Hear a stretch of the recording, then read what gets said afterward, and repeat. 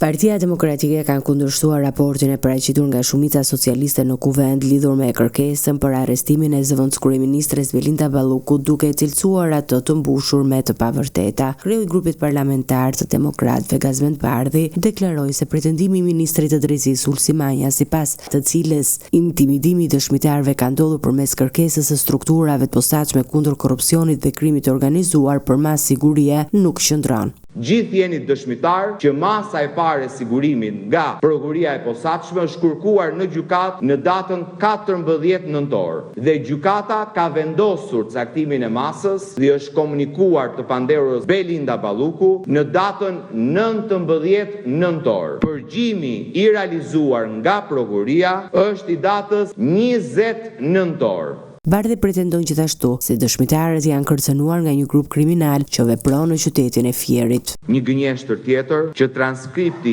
i përgjimeve me cilën prokuria dokumenton ushtrimin e presionit përmes grupeve kriminale dhe po e them për herë të parë, bëhet fjalë për grupe kriminale që veprojnë në qarkun e Fierit, sipas përgjimeve të prokurorisë. Atje ku Edi Rama ka caktuar si drejtuese politike Belinda Ballukun dhe nuk e kanë bërë për të mbrojtur Belinda Ballukun, e kanë bërë për të mbrojtur paktin mafios që kanë bërë me pushtetin e Belinda Ballukut. Dhe nuk është e vërtetë që bëhet fjalë për thashetheme. Janë prova të dokumentuara se si grupet kriminale të fortët e qarkut të Fierit, siç thotë transkripti i prokurisë, kanë ushtruar presion ndaj dëshmitarëve dhe të panderëve tjerë për llogari të Belinda Ballukut. Kreu i grupit parlamentar të opozitës, i cili u përjashtua nga Komisioni i Etikës për përplasje gjatë seancës plenare të javës së kaluar, paralajmëroi se do të marrë pjesë në protestën e thirrur nga opozita në 12 mars përpara Kuvendit.